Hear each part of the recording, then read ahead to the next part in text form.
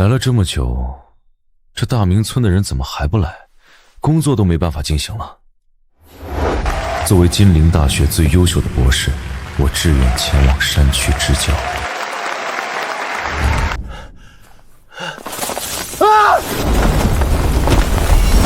当前地点：中山山林，超级名师系统正在绑定。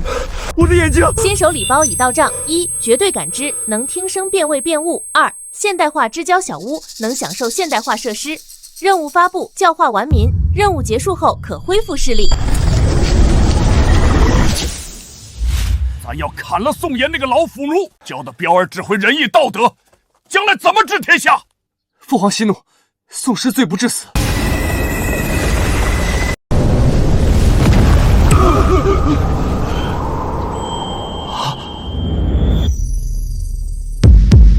那是何物？墙壁竟如水晶般透明。我这就去探路。慢着，咱亲自去。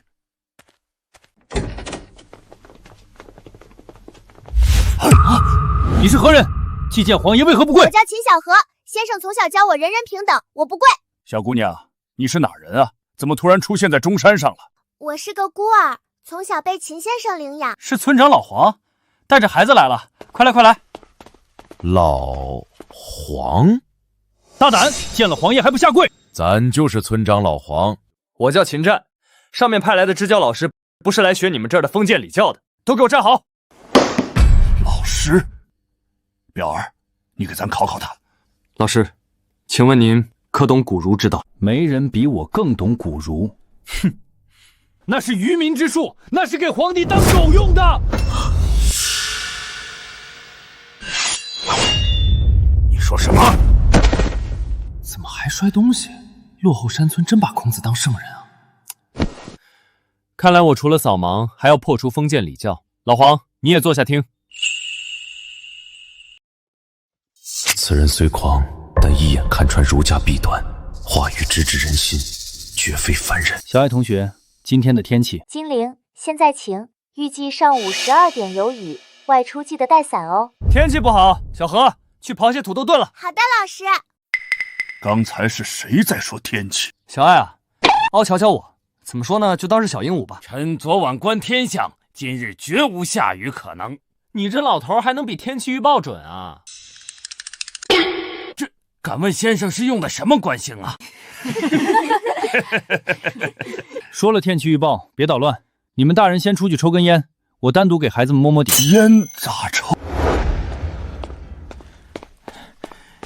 小友看到那个穿着气度不凡的老头，为何不跪？先生说了，现代社会人人平等，为何要跪？连个家奴都如此狂悖，若让此人得势，大明危矣。你听听，这就叫话糙理不糙。咱早就看那帮腐儒不顺眼了。此人言语狂悖，竟敢辱没上尉和孔圣。臣刚才瞧了，那分明是个白盒子，他却说是鹦鹉，这是欺君啊！白盒子会说话。神了二虎，把户部和应天府的人给咱叫来，查查他的底细。陛下，应天府查无此人，18省皇册没有此人的记录。中山是禁地，连只鸟飞进来都有记录。这房子昨天还没有，今天就有了。瞎子还能预测天象？上面派来的，这不会是神仙吧？陛下，天下初定，百姓尚有饿死，当务之急是搞粮食，而非求仙问药。这人若是妖道，大明危矣。这老黄进来吧，中午在我这儿吃，待会儿还要下雨，等雨停了再走。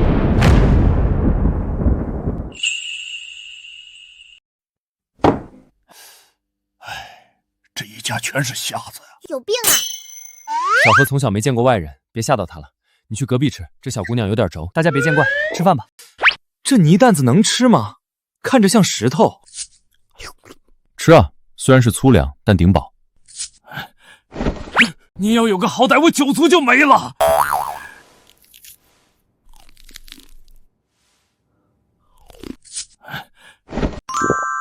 这口感软糯香甜，而且入腹即食。酒足，你家亲戚可真够多的。好吃。秦先生，别听刘先生胡扯，他就一个儿子了。黄彪，别光顾着吃，考考你的算术。先生，请出题。后院那块地只有半分，我刚才摸着收成大概是250斤，你算算，如果是1亩地，能产多少？半分是250斤，1亩是10个1分，那是20个半分，折合1亩乃是5000斤，大明上好水稻，亩产不过300斤，5000斤，5000斤，你这祥瑞能产5000斤？我是来支教的，不是来扶贫的啊，大哥。系统让我自给自足，你该不会打我土豆的主意吧？老黄，你喊什么喊？别说没吃过土豆，我不信哈。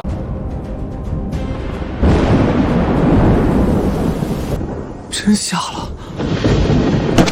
老天有眼，有了此物，百姓再也不用易子而食了。不是吧？为了几个土豆又砸我东西？一个小村长还百姓？你不会说2京1市3省都在你肩上扛着吧？咱替大明的百姓谢谢先生。得了吧，大明早亡了。放肆！竟敢诅咒大明！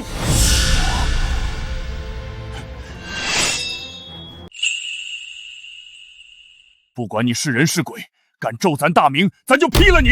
你们这帮老年人就爱听点历史。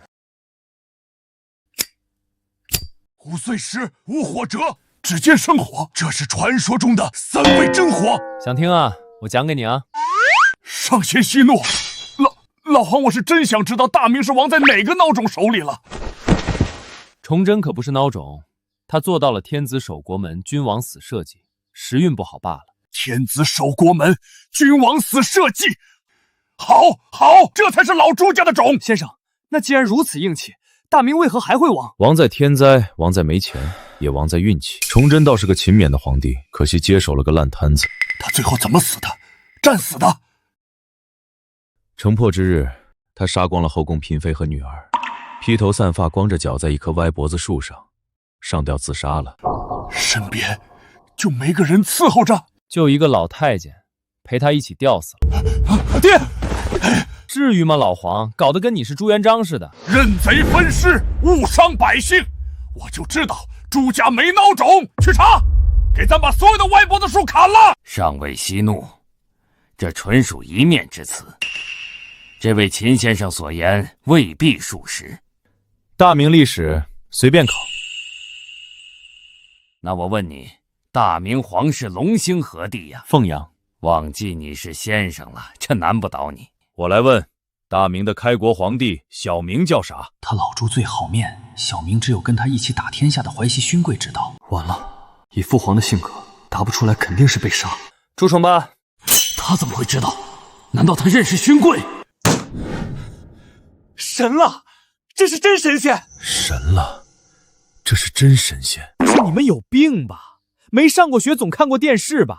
谁不知道朱重八带着徐达汤和偷地主家牛？像是老朱干的事儿。还有这事儿，请秦先生告诉咱，大明为何而亡？被建州女真灭了。500年的小冰期，灾情一轮又一轮，汉人没饭吃，身体弱，女真人在苦寒之地冻惯了，反而扛得住。建州女真咱咋没听说过？只有这么大。起初是小部落，入关之后，战火烧遍中原，百姓十室九空，坐上了朱家的龙椅。后来又有乱军入关，屠害无辜百姓；又有鞑子入关，屠杀汉室百姓。对啊，嘉诚3屠，阳都10日，汉人都被杀光了。先生，这饭咱吃不下了。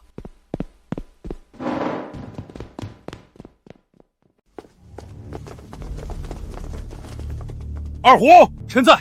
传咱的口谕，敲景阳钟，让在京的俸禄500担以上的官员立刻滚到奉天殿。废物，都是废物！这又是哪出？昨天不是还好好的吗？上尉，如今四海升平，不知道什么是惹怒龙颜。升平，屁的升平！调大宁卫、辽东都司所有兵马，即刻启程，直捣北境，把那个叫建州女真的部落给咱黎庭扫穴，连只耗子都别留下。上尉，不可啊！建州女真不过是蛮荒之地的一个小部落，人口不足10000人。调动2地大军去打个村落，劳民伤财呀！是啊，上尉，如果传出去，怕会被万邦耻笑我大明气量。父皇，确实不可。老朱最听他大儿子的话，儿臣以为大宁和辽东的兵马不够，儿臣提议再加上太原的晋王3位，西安卫的兵也得用上。疯了！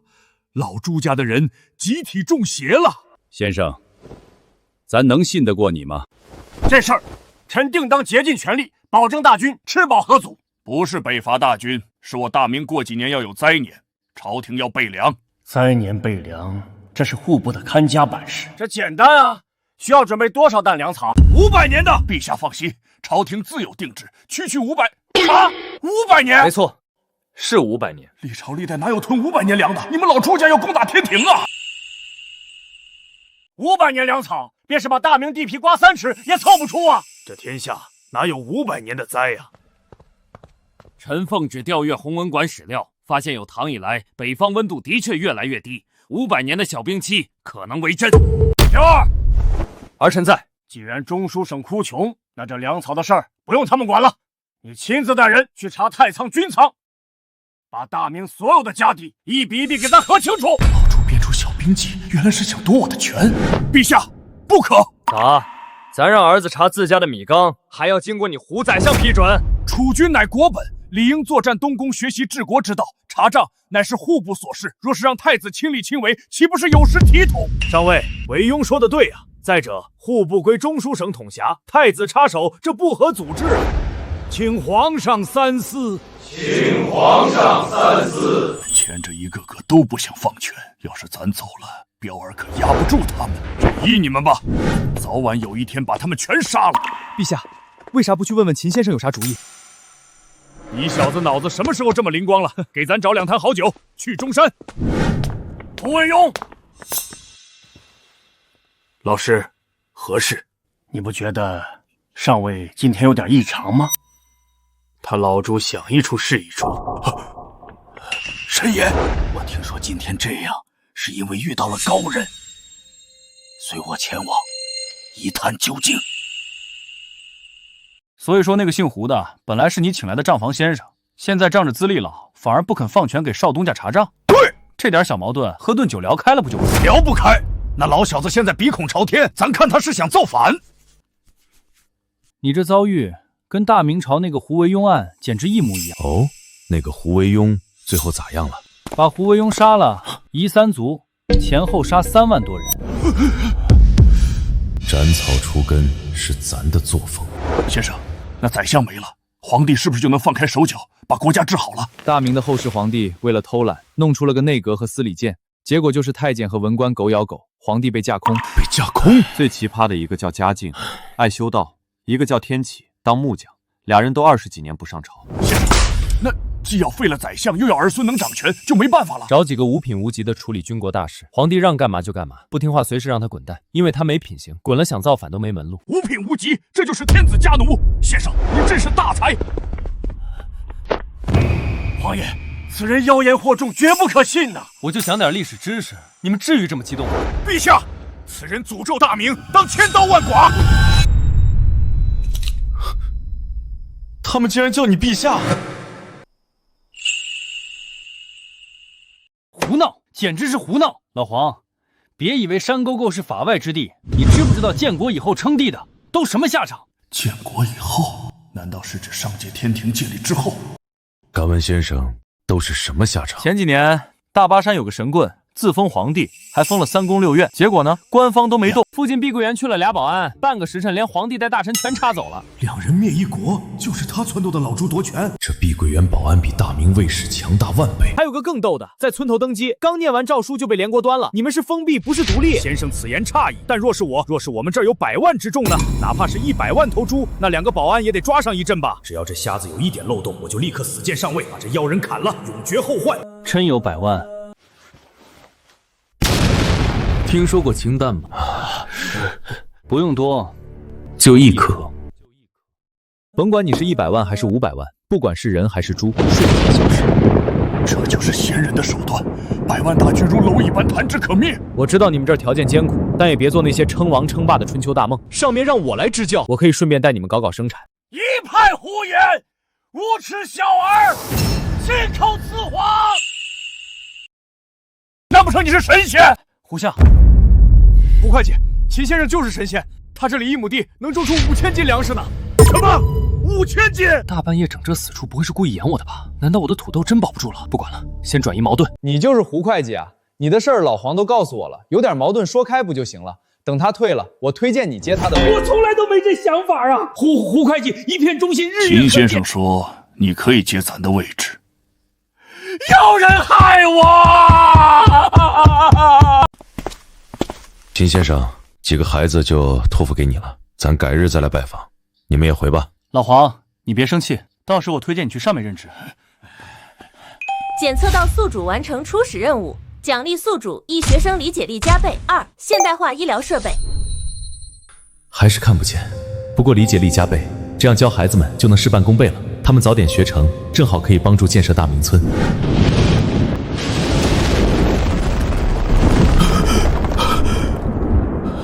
最奇葩的一个叫嘉靖，爱修道；一个叫天启，当木匠，俩人都20多年不上朝。彪儿做皇帝，自然是无可挑剔，但是他的子孙哪有皇帝样？咱能把大明交到他手里吗？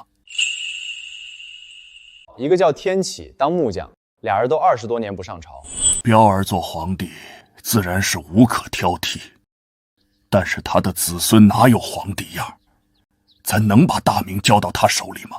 黄玉，刚才的数学题，你再复述一遍。奇变偶不变，符号靠想念。四弟牛啊，这都记住了。我的祖宗哎，那可是燕王殿下的手啊！你不想活了？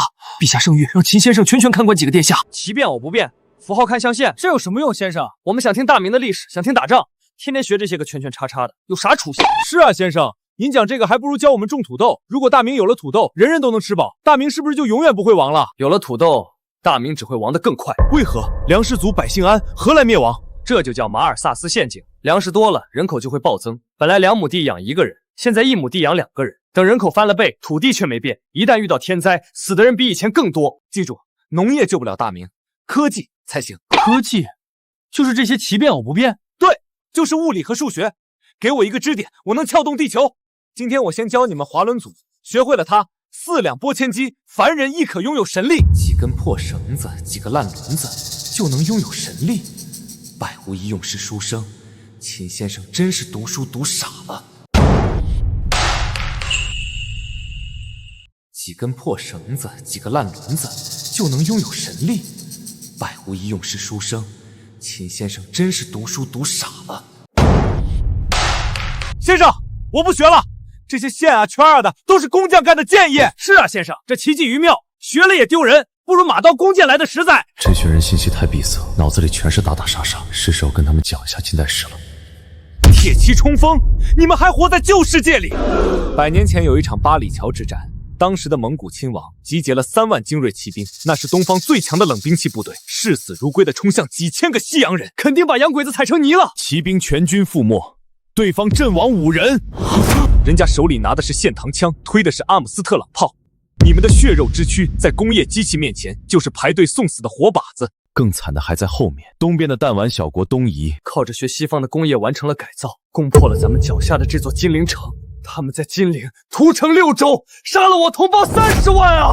什么？无论男女老少，怀孕的女人被他们凌辱，襁褓中的婴儿被刺刀挑起，秦淮河的水都被染红了。我要杀光他们！拿什么杀？靠嘴吗？尊严只在剑锋之上，真理只在大炮射程之内。想要不被屠杀，想要报仇，就给我把这奇迹运销学通透了，造出比他们更硬的钢，更狠的炮。先生，这事不是发生在大明后代吧？造出比他们更硬的钢，更狠的炮。先生，这事不是发生在大明后代吧？不是。之所以会这样，就是因为科技落后。当别人在搞工业革命造机器的时候，我们却在搞闭关锁国。北边的鞑子为了坐稳江山，搞文字狱，搞八股取士，把人的脑子都锁死了。结果呢，举国上下全是磕头虫，洋人一炮轰过来，连怎么还手都不知道。关外势力该诛！别光骂关外势力，苍蝇不叮无缝的蛋，根子还在朱家自己身上。那几个奇葩皇帝，几10年不上朝的，炼丹修仙的，做木匠的，上梁不正下梁歪，朝廷党州不断，贪官横行，百姓饭都吃不饱，是大明自己烂透了，才给了鞑子可乘之机。先生骂的中后期皇帝就是我的子孙，是我没有教好后代，才导致华夏沦丧，百姓被屠。是我的错，都是我的错，是我教子无方，是我害了天下苍生。大哥，不用太过苛责自己。大哥，这不怪你，那是后世的不孝子孙。咱们现在知道了，改就是了。以后你给咱一道密旨，让我的子孙监督以后历代皇帝。讲个历史鬼哭狼嚎的，不知道还以为你们是大明的皇亲国戚呢。一个个土豆都吃不起，还在那忧国忧民。避雷，不能给男人讲历史和军事。哎，老黄你在干啥？突然觉得你兄他们的时候也很可爱。一个个土豆都吃不起，还在那忧国忧民。避雷，不能给男人讲历史和军事。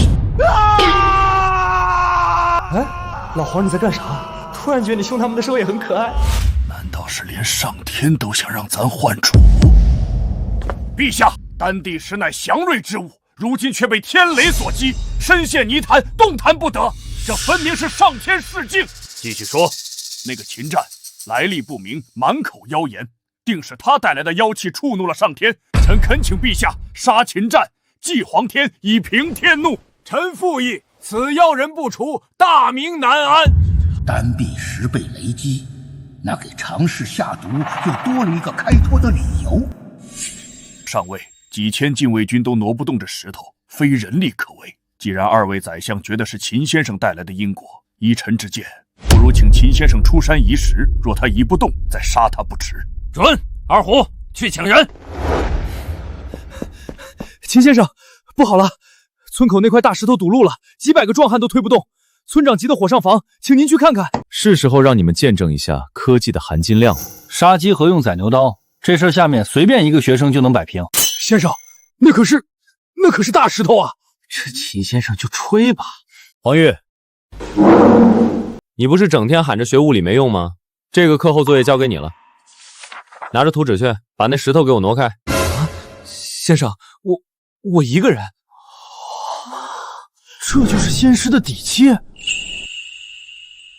这个课后作业交给你了，拿着图纸去，把那石头给我挪开。啊，先生，我一个人。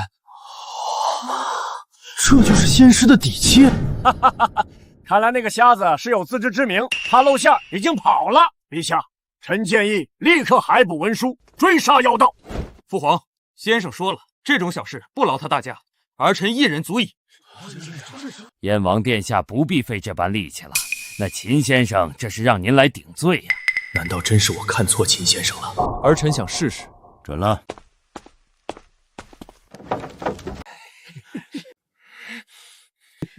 给我起！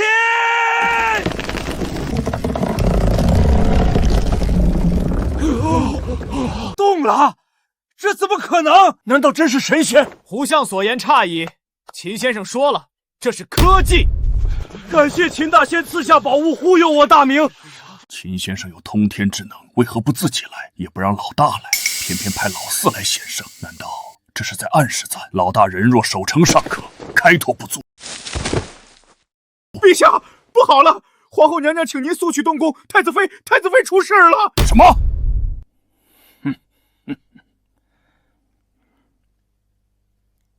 恭喜吕大人得偿所愿，不知吕大人能否赏光府上一句啊？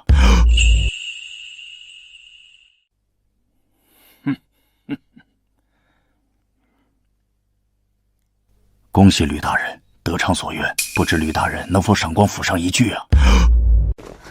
陛下，娘娘难产血崩，气血已尽，臣等无力回天了，请陛下节哀。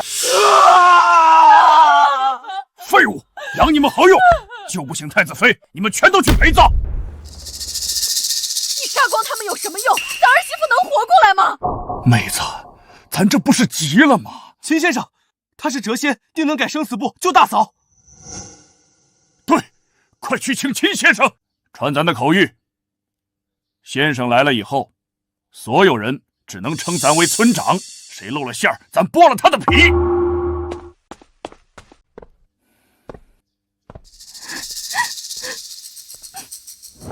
这里是不对劲。二虎，你是吃摩托车长大的吗？咋这么大牛劲儿，一口气跑10几里啊？先生，还请您快速施法救我家嫂嫂。还好有绝对感知，不然以后这工作没法开展了。皇帝，带我去你嫂嫂那里。皇家媳妇儿，我这是为了救你，真没别的意思。不可，这成何体统？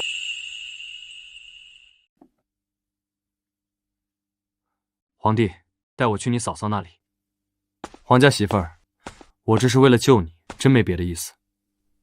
不可，这成何体统？都给咱退下！谁敢拦先生，死！这是休克，还能救？千年人参汤都灌下去了都没用，喝一瓶子白水能救命？谁说让他喝了？秦先生肯定不会让嫂嫂喝白水的。对啊，我要给他扎针，把白水注入身体。看来这秦战是个江湖骗子，正好替我背锅。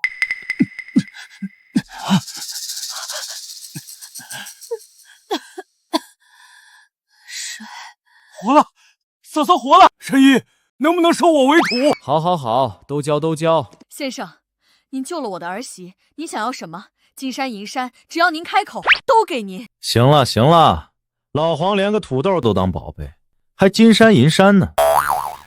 我是来支教的，救死扶伤也是本分。宿主救治关键人物，获得信任，视力恢复20%，奖励蒸汽机全套图纸。太好了，二虎，先送先生去隔壁厢房休息，好生伺候。父皇，常氏如今身体虚弱，儿臣恳请父皇暂由侧妃吕氏代为照管东宫事宜。傻孩子，常家是咱留给你最重要的臂膀，吕家想上位，必动常氏，这是断你一臂呀！世人只知皇帝好，但这天下第一的位置，何尝不是担着天下第一难的事呢？吕家想上位，必动常氏，这是断你一臂呀！世人只知皇帝好，但这天下第一的位置，何尝不是担着天下第一难的事呢？快去端热水来，拿锦被来，别冻着姐姐。难道被发现了？不可能，我做的天衣无缝。若是常氏不死，我和允文在这东宫便永无出头之日。毒妇，咱恨不得将你千刀万剐！你爹在朝中势力盘根错节，明枪易躲，暗箭难防。为了常氏的安全，只能先稳住你。父皇，律师啊，东宫出了这么大的变故，常氏身子骨弱，怕是还要养一阵子。从即日起，这东宫的大小事务你要照应起来。媳妇领命，请父皇放心，媳妇一定将姐姐照顾好，替太子殿下分忧。彪而仁厚，容易被蒙蔽。老四虽然顽劣，却也是最像咱。为了天下黎庶百姓，真的要再好好琢磨琢磨储君了。皇爷，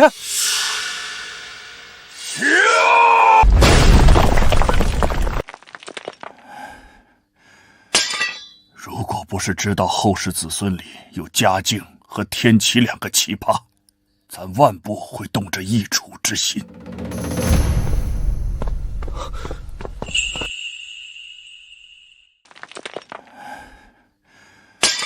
如果不是知道后世子孙里有嘉靖和天启两个奇葩，咱万不会动这易主之心。老四啊，儿臣在。你说咱立你当这个太子怎么样？父皇，儿臣断无夺嫡之念啊！父皇明鉴。你还算忠心，但是你大哥的那几个儿孙太不争气了。父皇，儿臣愿立下家训，我燕藩子孙世世代代必为大明守国门，必殚精竭虑辅佐天子。行了，起来吧。谢父皇。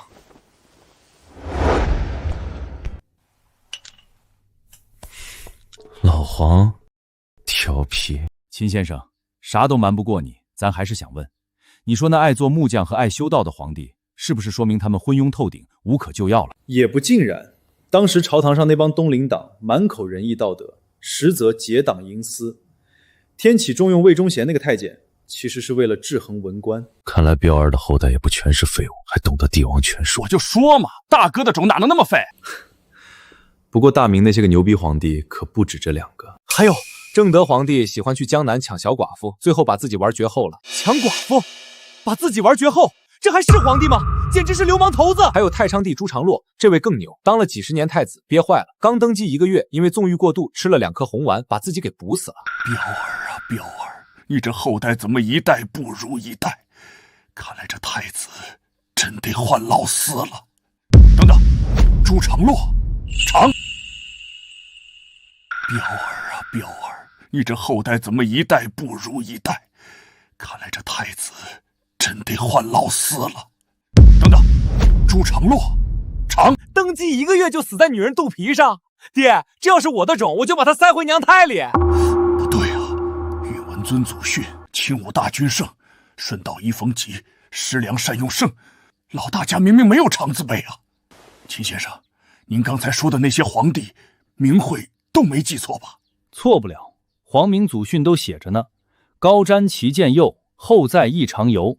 慈和宜伯仲，简敬敌先游。其见后在常游，这分明是老四那一脉的字辈。老四，你给咱解释解释，这高瞻其见右是咋回事？先生，是不是燕王后世出了不孝子孙，把皇位给抢了？又或者是兄终弟及，对不对，先生？是兄终弟及吧？朱标有3个儿子，个个生龙活虎，怎么可能绝嗣？就算是，那也得从朱爽伦。秦先生，那是不是燕王朱棣后世子孙出了忤逆不孝之人？皇帝啊，你历史是体育老师教的吗？那明明就是燕王朱棣自己起兵靖难的，跟他后世子孙有啥关系？完了！洪武31年，朱元璋驾崩，他孙子建文帝萧藩太狠，把朱棣逼急造反清君侧了。所以啊，后面那些奇葩皇帝全是朱棣的种。原来父皇骂的都是我的种，原来造反的竟是我自己。闹了半天是你呀！清君侧做木匠啊，做道士啊。爹，你听我解释。闹了半天是你呀！清君侧做木匠啊，做道士啊。爹，你听我解释。老四，别怪爹心狠，你大哥的江山不能乱。我原本以为只要事事都做到最好就能讨你欢心，没想到还是抵不过一句嫡长。逆子，咱今天就清理门户，省得你将来祸害你哥他们。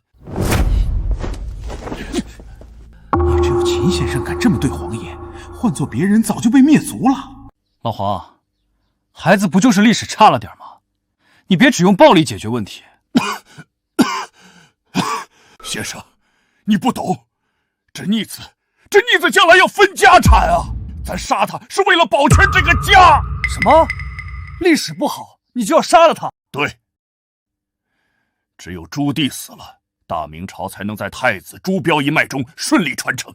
你以为是朱棣蓄谋抢侄子的王位？错，是因为那个朱允文太蠢，他一上台，屁股还没坐热，就连削武王，把亲叔项王朱柏逼得自焚而死。你说这是亲侄能干出的事吗？项王老12被逼得自焚，把亲叔项王朱柏逼得自焚而死，你说这是亲侄能干出的事吗？项王老12被逼得自焚。先生，最是无情帝王家，朱标一脉做皇帝应该也比朱棣强吧？他就是个带兵的粗人，只知道杀人，懂什么治国？粗人？老黄，你这历史不行，眼光也太局限了，难怪连胡会计那样的小问题都解决不了。老四朱棣那是为汉家守国门的千古一帝，你说他不懂治国？他修永乐大典，续中华文脉，这是文治；他派郑和七下西洋，引万邦来朝，这是威仪；他更是5次亲征漠北，打得乱军闻风丧胆。可怜的朱棣一生都在渴望得到朱元璋的认可，但朱元璋就像瞎子一样，修大典，下西洋，五征漠北，天子守国门，好啊，这才是咱老朱家的种。原来老四才是最像咱的那一个，难道真的是我忽视了他？我一直都在渴望父皇的认可，却没想到这份认可竟来自一位只有几面之缘的秦先生。有先生此话，我死而无憾了。朱棣的功绩甚至盖过朱元璋了。朱元璋再造华夏，功绩盖世。不过朱棣的功绩在哪个朝代都能排上号，给个太宗的庙号一点也不过分。这么说，他朱老四倒是朱家的麒麟儿了。给个太宗的庙号一点也不过分。这么说，他朱老四倒是朱家的麒麟儿了。父皇，您认可我了，那皇位还是你大哥的。检测到宿主再次突破成就，视力恢复10%。太好了，讲个历史就突破了，讲历史那么好用，那我接着讲讲。不是哪一脉人不行，而是封建社会的制度不行。先生，这是何意？通俗点说，皇帝权力太大了，没有约束，想干什么就干什么。明君还好，遇到个昏君就是国家级的灾难。那怎么办？好办，把皇帝干掉就行。秦先生，这话可不能乱说。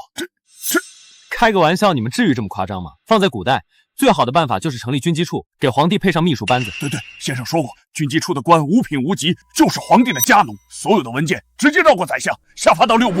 这是在教咱如何收拢皇权，如何兵不血刃的废了胡惟庸啊！老四，要杀你，咱心里是不舍的，可你夺了你哥的位置，这咱更不能忍。这些历史常识在这里连皇帝这样的少年学生都不知道，我得想办法给他们安排上电视，给他们科普知识。秦先生，多亏了您，咱老黄才知道了这些呀！你可真是咱的大恩人，你想要什么尽管说。这大明村虽然落后，民风还算淳朴。得了，钱包不保，去城里给孩子们采购物资去。咱老黄才知道了这些呀！你可真是咱的大恩人，你想要什么尽管说。这大明村虽然落后，民风还算淳朴。得了，钱包不保，去城里给孩子们采购物资去。吕大人，这天要变了。难道毒害常氏一事暴露了？天要下雨，娘要嫁人，咱们做臣子的撑好伞便是。撑伞？伞骨都要被拆了，拿什么撑？吕大人还不知道吧？陛下最近经常去中山拜访一个瞎子。哦，那瞎子给陛下递了一把刀，若是这刀落下来，中书省首当其冲，我倒了，您也没法独善其身。只要他不知道我对常氏下手了，别的和稀泥就行。下官不过是太常司一闲职，女儿也不过是东宫侧妃，朝廷的大风大浪刮不到我这小庙。吕大人就甘心一直趋于人后？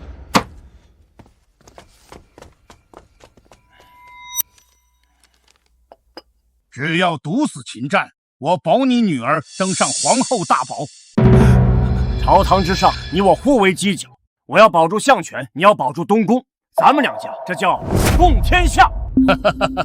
胡相，您位高权重，我不过是东宫家奴，我想帮您也使不上力气。你要保住东宫，咱们两家这叫共天下。胡相，您位高权重，我不过是东宫家奴，我想帮您也使不上力气。胡相，您是聪明人，陛下如今频频往中山跑，那是因为信得过那位秦先生。秦先生提议废相，那就是陛下的意思。李本，你这是要见死不救？你以为没了丞相，陛下能容得下你们外戚专权？吕家世代忠良，只知有君父，不知有朋党。胡相，夜深路滑，恕不远送。吕本，吕大人为人贵重，胡某佩服。哼，老狐狸，想拿我吕家当枪使，他不敢动的人，让我去动。爹，刚才那老头可是胡相。不过这倒是个机会。我都听见了，胡相亲自前来，是不是姐姐要扶正了？东宫那位可是史上最稳太子爷。爹，胡相说咱两家共天下。什么叫咱两家？他胡惟庸也配？不过是沾了李善长的光，才侥幸做了宰相的位置。爹，连宰相都求咱们，那我以后在金陵城是不是不用看那帮勋贵的脸色了？儿啊，为了吕家的千秋大业，只能委屈你了。你阿姐最疼你，现在整个大明，甚至连陛下都要给你面子。有人惹你就往死里打，出了事有太子爷兜着。风雪压我2-3年，我拿风雪换酒钱，小爷我终于站起来了。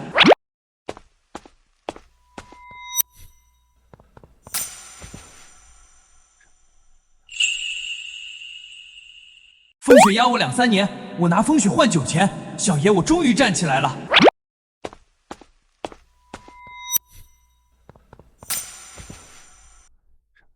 这县城虽然破旧了点，但这人气还挺旺。看来当地领导为了搞旅游开发，没少花心思啊。老师，这里好多好吃的，那个做大饼的是必胜客吗？对，做披萨的就是必胜客。头儿，咱们干嘛跟做贼似的？这可是金陵城，直接亮明身份清场，谁敢挡路？头，你懂个屁！秦先生是天上下凡的谪仙，他以为咱们大明是个贫困村，才肯留下来扶贫的。要是让他看见这繁华盛世，知道皇爷骗他，人家直接飞回天上怎么办？给我演好了，敢露馅儿，我扒了你的皮！吕公子，听说令孙马上是国丈了，以后咱们哥几个可全仰仗您提携了。我早就知道吕兄绝非凡人，以后兄弟还得仰仗你啊！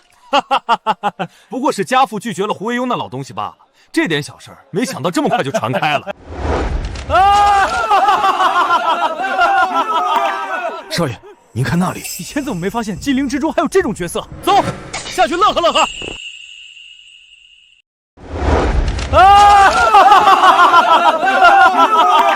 少爷，您看那里，以前怎么没发现金陵之中还有这种角色？走，下去乐呵乐呵。老师，有坏人！一股子酒精味儿，这是遇到当地的小混混。哟，这小娘子长得挺水灵啊，跟着这个瞎子可惜了。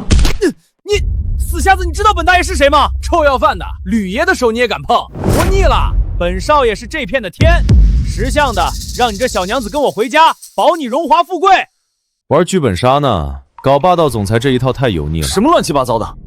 年轻人，现在是法治社会，欺男霸女这一套行不通，别惹麻烦。让我别惹麻烦？我没听错吧？在金陵，吕爷才是法；在金陵城，皇上也得听我爸的。快服个软吧，这公子看着就惹不起啊！是啊，你一个小百姓斗不过他们的。光天化日之下，还有这种仗势欺人的人，看来这地方秩序还有这么大的漏洞啊！我改主意了，数3下，把小娘子交出来，还能饶你一回。不然今天你别想安稳离开。你数100下也没用，敬酒不吃吃罚酒。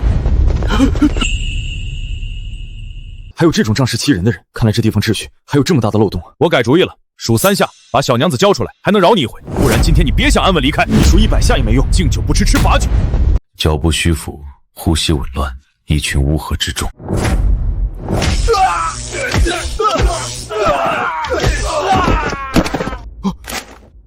你是人是鬼？怎会使用雷法？快上！妈的，下黑手！老师！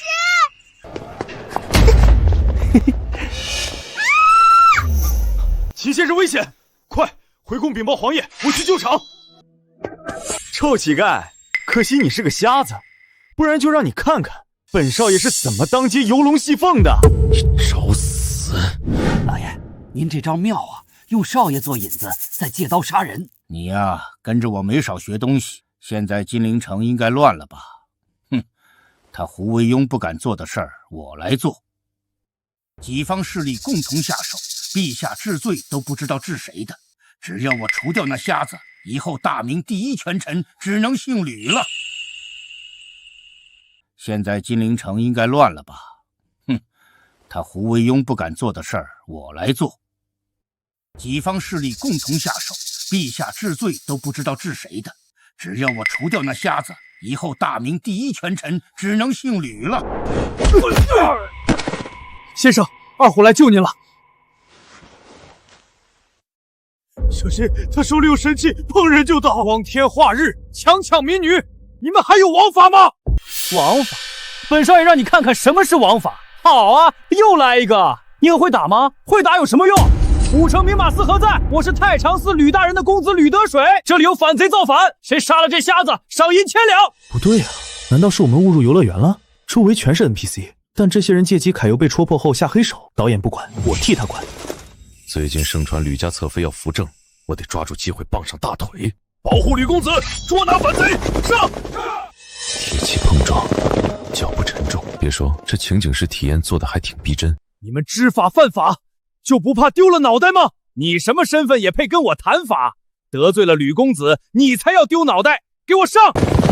老四虽不是我亲生的，那也是我从小带大的。他要是有个好歹，我非抽你筋扒你皮！妹子，这不是被秦先生拦下了吗？秦先生又有土豆，还能预料未来，咱可得好好伺候着。明日早朝，咱就尊秦先生为大明至圣先师，见吕上朝暂拜不明。皇爷，不好了，有人要杀秦先生！什么？皇爷，不好了，有人要杀秦先生！么？今天本少爷要把你这小娘子先奸后杀！这瞎子惹了吕家，算是栽了。神仙来了也难救啊！早点答应，兴许还有荣华富贵。先生，待会儿我杀出一条血路，您带着小何先走。不走，我必须给他点教训。我死后告诉皇爷，我没给他丢人。我没听错吧？给我教训！全杀庄，天塌了我顶着！他妈的，谁在太岁头上动土？不能暴露身份。什么人？敢闯！滚！不长眼的东西，知不知道我爹是？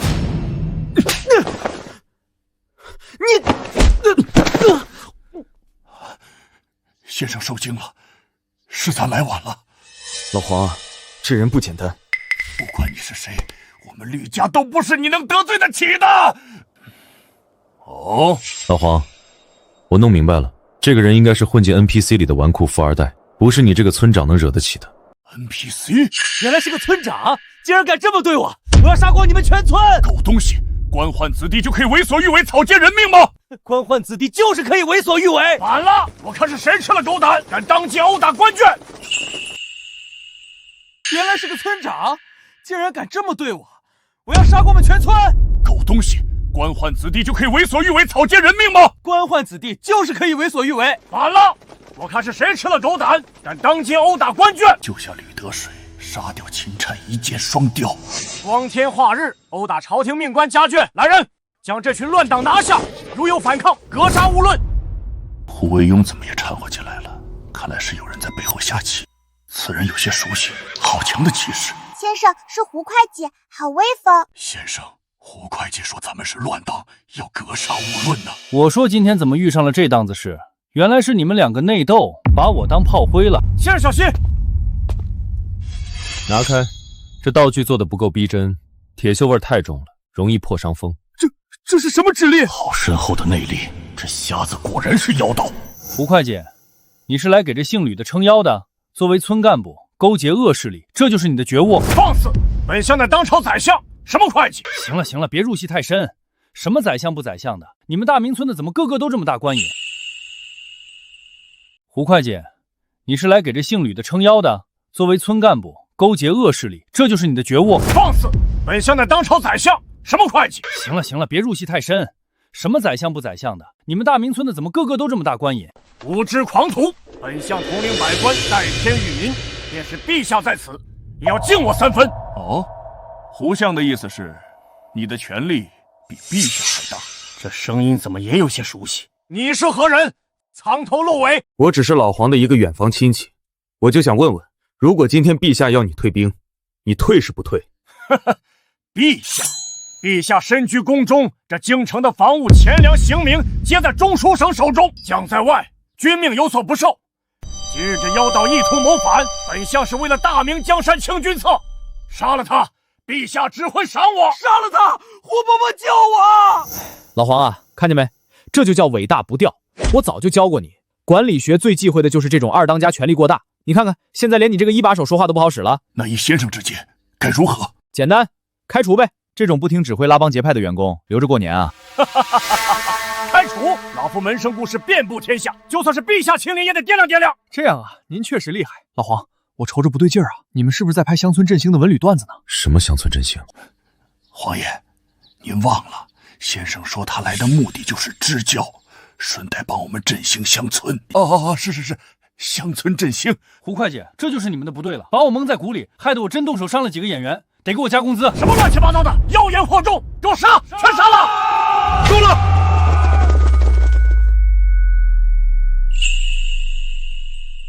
胡会计，这就是你们的不对了，把我蒙在鼓里，害得我真动手伤了几个演员，得给我加工资。什么乱七八糟的，妖言惑众，给我杀，全杀了！够了！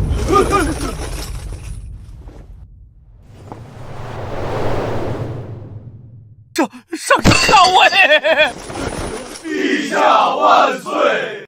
老黄，你们这场面可真够大的，都快赶上那群拍乡村三国的了吧？什么？这是当今皇上？刚才你说皇帝来了也得掂量掂量。臣死罪，臣不知道陛下在此，臣是为了保护社稷呀。保护社稷？你是为了保护你手中的权力吧？你说中书省就是天，那咱算什么？臣不敢，臣不敢！自今日起，大明废除中书省，罢黜丞相一职。6部尚书直接向朕汇报，令设军机处，选拔内廷大学士入职，贵授笔录，专办军国大事。胡惟庸，你欺君罔上，该当何罪？臣万死。二虎，送胡大人回家休息。精彩！老黄，你这演技神了！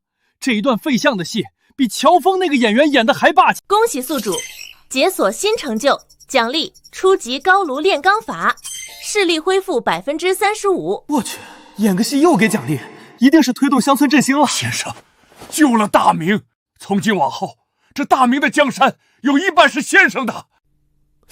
咦，肉麻！我不让你加演员费了还不行吗？任期满了，得去别的贫困地区支教。先生别走，咱真舍得给你花钱。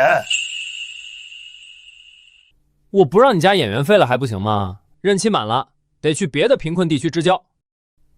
先生别走，咱真舍得给你花钱。这宝贝，可是我花了5万两白银买的。秦先生，昨日街头那场戏，多亏您指点，村里没啥好东西，这是祖传的物件，当是给您的谢礼。来就来，还破费干什么？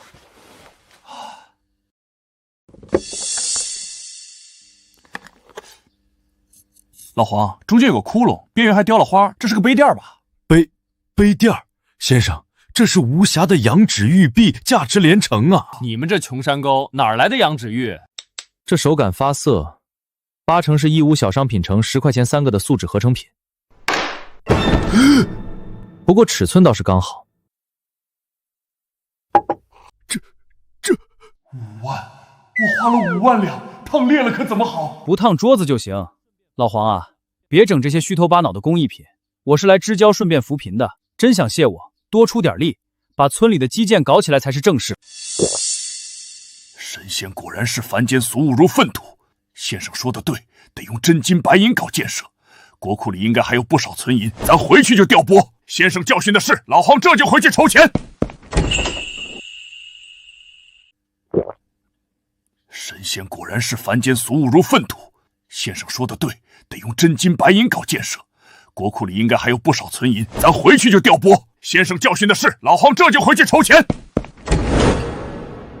李相，胡相是您的学生，他倒了能有咱们的好吗？这事儿咱不能不管啊！管？拿什么管？胡相刚走，户部的账目乱成一锅粥，咱们得忙着清查。清查个3年5载，也是为了对陛下负责。记住了，咱们就是一个字儿拖，拖到那个什么军机处变成摆设，拖到陛下求着咱们回去办事。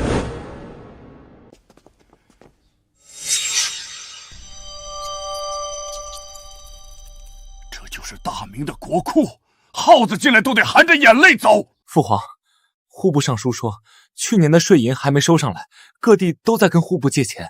放屁！江南富庶怎么可能没钱？是李善长那个老东西在卡咱的脖子。父皇，我去抄了李善长的家，抄了他一个，还有千千万万个文官，他们这是在逼宫。没钱，军机处就是个笑话，还没开始就输了吗？同学们，今天我们讲宏观经济学的基础，财政税收。税收体制崩溃，也是大明朝覆灭的重要原因之一。同学们，今天我们讲宏观经济学的基础，财政税收。税收体制崩溃，也是大明朝覆灭的重要原因之一。不过这一弊端被后世雍正皇帝革除了。第一，废除人头税，以后不管你家生几个孩子，如果没地都不用交钱。先生，人头税乃是国之根本，废了吃什么？把这笔税加到土地上，谁的地多，谁就多交税，这就叫摊丁入亩。第二，不管你是当官的还是秀才举人，只要有地，统统交税。不交税那就没收土地。好，这招太损了，但我喜欢。那些当官的家里几千亩地，一文钱不交，我都看着眼红。官绅一体纳粮，这是要挖了全天下读书人的祖坟啊！雍正皇帝起初也不敢，但是他手下有个叫李卫的把事儿办成了，从此税收多了好几成。咱也能干！疯了，彻底疯了！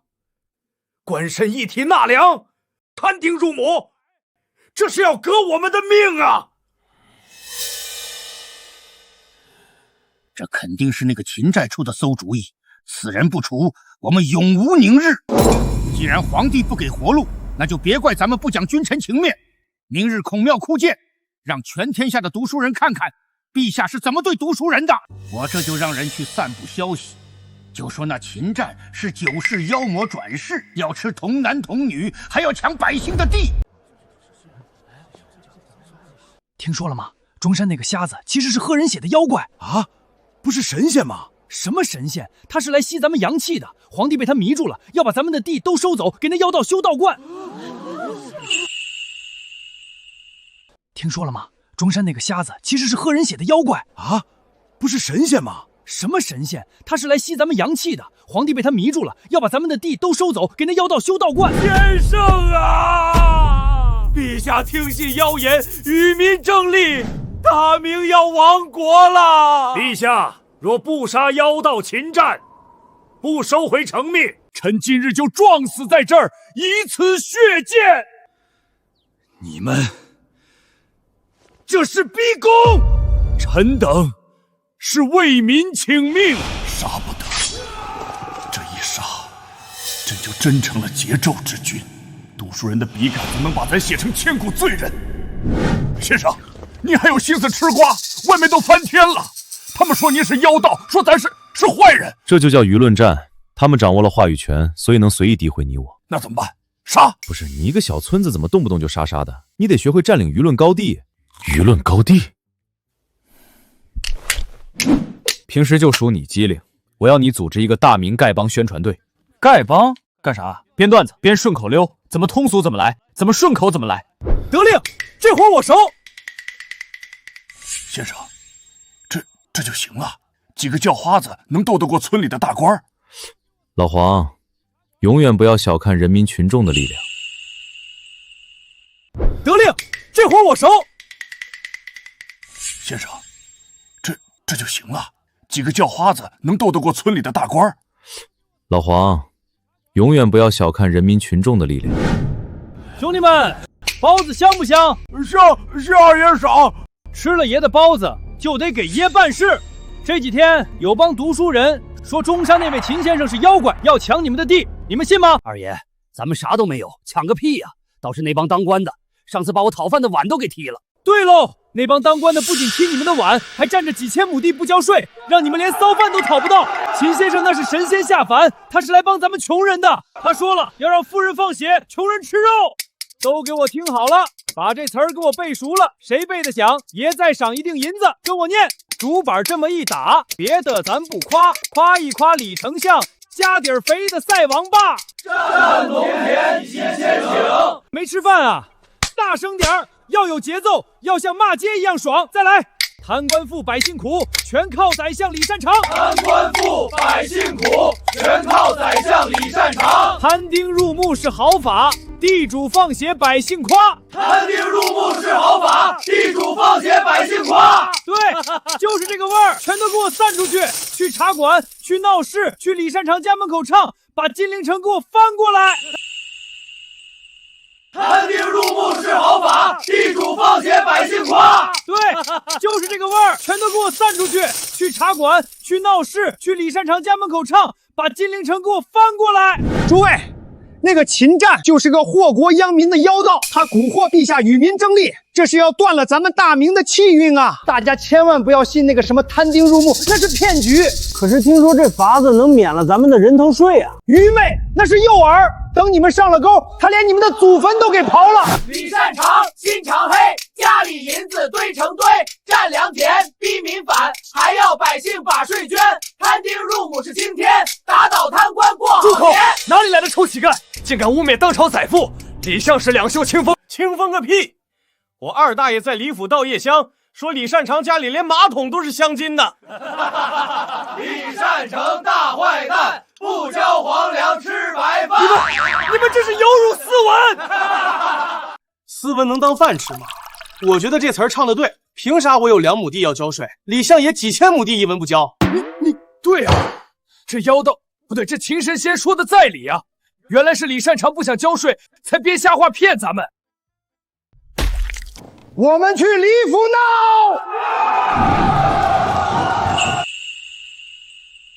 对啊，这妖道不对，这秦神仙说的在理啊！原来是李善长不想交税，才编瞎话骗咱们。我们去李府闹！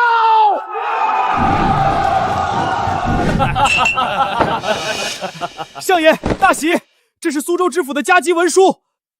念。当地士绅罢市，粮商关门，苏州城已经3天没米下锅了。知府请辞，印信已经挂在大堂上了。好，苏州一乱，江南赋税就断了。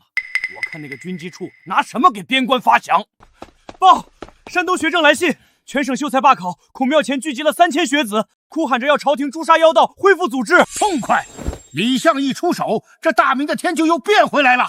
李相，如今九州震荡，社稷将倾，放眼满朝文武，除了您，没人能收拾这旧山河了。恭请李相出山，定国安邦。火候差不多了，陛下现在应该是焦头烂额，悔不当初了吧？老夫不过是陛下家奴，既然天下乱了，那老夫自然要出来为陛下分忧。北郊进宫。姜还是老的辣，胡惟庸和李善长比差远了。李相英明，我等愿随李相死谏。不用那么多人，吕大人随我去即可。人多了反而显得咱们逼宫，正好卖吕本一个人情。吕大人，令郎的事儿我已经安排妥当了。李相英明，我等愿随李相死谏。不用那么多人，吕大人随我去即可。人多了反而显得咱们逼宫，正好卖吕本一个人情。吕大人，令郎的事儿我已经安排妥当了。山东急报又是罢考的折子，右丞相李善长、太常寺卿吕本进谏。臣李善长参见陛下，参见陛下。李善长，你看看，山东罢考，江南罢市，就连京城的粮铺都关门了，这是要造反吗？陛下，臣早就说过，摊丁入幕乃是乱政，动摇国本。如今九州震荡，皆因此而起。没办法，你是宰相，统领百官，现在各地衙门都停摆了，你告诉朕没办法。陛下，大明已经没有宰相这个职位了，百姓心中有怨，读书人心中有气，臣也堵不住悠悠众口。陛下，外面都在传说是有妖道乱国，若是不平息民愤，恐怕那一清之间该当如何？撑不住了，要妥协了。陛下，要想平息这场动乱，只需做3件事。哪3件？第一，立刻下旨废除摊丁入没和官绅一体纳粮的乱命，永不加赋。第二，撤销军机处，将批洪权交还中书省。还有呢？第三，将妖道秦战千刀万剐，传首九边，以谢天下读书人。陛下，只要您答应这3条，不出3日，天下必定太平。陛下，这是百官奏请的折子，陛下国事为重，请速作决断，否则臣怕这金陵的百姓要冲破宫门了。李大人此言差矣。陛下国事为重，请速作决断，否则臣怕这金陵的百姓要冲破宫门了。李大人此言差矣。二皇子，此处是奉天殿，商议的是军国大事，你衣冠不整，成何体统？李相，好大的官威啊！父皇还没说话呢，你倒先教训起我来了。老二，你来干什么？儿臣隔着老远都能感到这里压抑，正好在民间听到几首小曲儿，带来给父皇和李相解解闷儿。老朱这个二皇子，这是来送人头了。胡闹！金銮殿岂是戏子能进的地方？进来吧。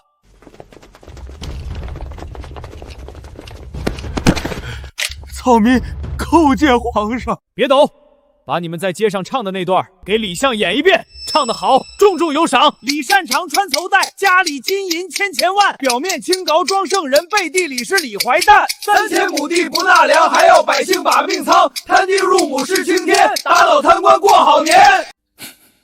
秦先生的手段太脏了。住口！污蔑，这是污蔑！二皇子，你竟敢找这种下九流的人来羞辱本相！羞辱你？你自己看看，这是山东江南百姓按了手印的万民书。擅长，这就是你说的民变和亡国之兆。陛下，臣是被蒙蔽的。够了，看来你是真的老了，耳聋眼花，连民心都听不见了。传旨，李善长年事已高，准其告老还乡。靠山山倒，靠水水流，只能靠自己了。连民心都听不见了。传旨，李善长年事已高，准其告老还乡。靠山山倒，靠水水流，只能靠自己了。我用新法子炼了一炉钢，打了个锄头，保准比你们整个大明村的钢铁都好。秦先生，这就叫钢？看着黑不溜秋的，还不如熟铁呢。老刘头，你懂个锤子！这是高碳钢，硬度不是你们那些破铜烂铁能比的。破铜烂铁，老夫这把剑乃是当年陛下，乃是村长赏赐的宝剑，削铁如泥。今日老夫就要让先生见识见识，什么叫大明工匠的巅峰。二虎，拿着锄头，别动。看剑！断了，御赐的宝剑啊！恕你无罪。神铁，这是神铁啊！若是用这钢打造战刀，何愁北伐？我要这钢，有了它，能横扫漠北。还是不行，太脆了。这批废料杂质太多，硬度虽高，但容易断。你们离这堆东西远点，别扎着。先生，这废料也是宝啊！别动！这批废料杂质太多，硬度虽高，但容易断。你们离这堆东西远点，别扎着。先生，这废料也是宝啊！别动！父亲说李相倒了，现在只能靠我自己。我得来看看这秦先生到底是何方神圣。皇帝，我警告你，这些生锈的铁片最是要命。先生，不就是扎破点皮吗？我以前打仗打架，身上全是口子也没事啊。那算你命大。这种生锈的金属，尤其是这种脏兮兮的，上面有一种极其可怕的细菌，叫破伤风杆菌。破伤风，一旦被这种锈铁扎深了，伤口又小，这种菌就会在身体里繁殖，不出7日，人就会牙关紧闭，张不开嘴，吃不了东西，紧接着就是全身抽搐，身体反攻成一只虾米，那种痛苦比凌迟还难受。最关键的是啥？必死无疑，除非打破伤风疫苗，否则神仙难救。你们这儿肯定没这种针，所以谁要是被扎了，就准备棺材吧。这么邪乎？必死无疑，神仙难救。若是雄鹰意外被这种东西扎一下，那泰森这位不是就是允温的了？这是绝症，谁能查到我头上？儿媳给父皇请安，特来拜谢秦先生救命之恩。吕氏，你怎么来了？儿媳做了些点心。雄鹰，别怪二娘心狠，要怪就怪你挡了允温的路。儿媳给父皇请安，特来拜谢秦先生救命之恩。吕氏，你怎么来了？儿媳做了些点心。雄鹰，别怪二娘心狠，要怪就怪你挡了允温的路。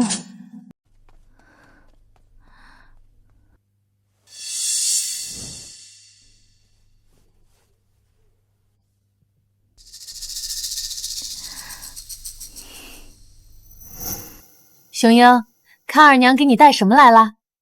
这是二娘亲手缝的大老虎，专门保佑咱们雄鹰长命百岁的。哇，大老虎，谢谢二娘。雄鹰，用力捏捏，这老虎还会叫呢。哎呦，好疼！怎么了？哎呀，流血了，是不是被木刺扎到了？老虎咬我。不疼不疼，二娘给呼呼。可能是里面的棉花干没挑干净，都怪二娘不好。这坏老虎，二娘拿回去修修，打他屁股。雄鹰乖，这点小伤，男子汉不哭哦。扎进去了，扎进去了，那种绝症没人能救。允文，娘为你铺平路了。扎进去了，扎进去了，那种绝症没人能救。允文，娘为你铺平路了。怎么回事？前2天不还好好的吗？怎么突然就高烧不退了？启禀殿下，皇长孙脉象紊乱，似乎是受了惊吓，引发了小儿惊风。惊风？惊风会连水都喂不进去吗？雄鹰，雄鹰，太医，快看看这是怎么了！女儿，好女儿，宫里传出消息了，那小崽子已经牙关紧闭，全身抽搐了，这症状跟那秦瞎子说的一模一样。爹，真的会死吗？那可是雄鹰啊！妇人之仁，他不死，允文算什么？庶出，一辈子都要对他低头哈腰。我知道，别可是了。太医说是惊风，没人会怀疑到咱们头上，这是天助吕家。只要长孙一死，常氏那边的势力就彻底断了，你弟弟也会平安出来。对，为了允文，我没错，成大事者不拘小节。这时候最危险的地方就是最安全的地方，我得去太子爷身边陪着。对，为了允文，我没错，成大事者不拘小节。这时候最危险的地方就是最安全的地方，我得去太子爷身边陪着。快，把符水灌下去！这是老夫从普陀山求来的神水，定能去除妖邪。滚！都给我滚！备车，去中山，去找秦先生。不好，真让那瞎子救回来就完了。殿下，万万不可轻信他人。吕本，让开，我要救儿子。殿下，皇长孙是被中山的妖气冲撞了，您现在带他去见那个妖道，这是送羊入虎口啊！殿下是储君，理应做天下表率，如今不信苍生信鬼神，带着濒死的皇孙去求妖道。若是皇孙死在途中，您不仅失了妇道，更失了君道。生锈的铁片最是要命，牙关紧闭，全身抽搐，必死无疑，除非打破伤风针。破伤风，这是破伤风，这是破伤风！去他妈的君道！谁若拦我，便如此！滚开！好啊，好啊！既然你不乖乖听劝，那就别怪我一步到位了。好啊，好啊！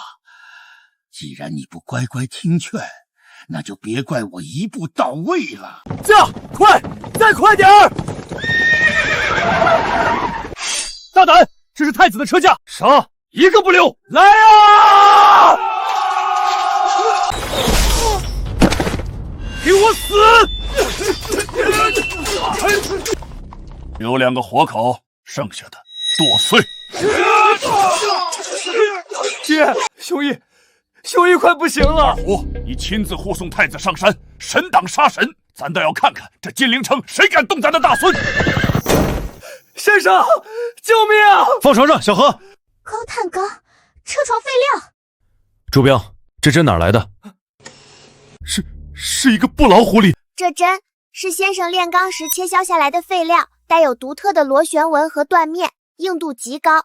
这种东西只会出现在后院墙角。这不是意外。吕氏，这种东西只会出现在后院墙角。这不是意外。吕氏，爷，任务失败了。什么？几十个死士杀不了一个文弱太子？锦衣卫是皇爷的亲卫到了，我们的人全军覆没，我拼死才逃回来。陛下出手了。那孩子呢？死了吗？不知道，但拖延了半个时辰，而且那孩子当时看着已经不动了。半个时辰，拖这么久，神仙难救。只要孩子死了，死无对证。慌什么？听着，从现在起，咬死一件事儿：太子不信太医，执意带濒死的皇孙出宫，路遇山贼，导致皇孙不治身亡。可是京城到处都是陛下的眼线。哼，只要没有证据，谁能证明是我们干的？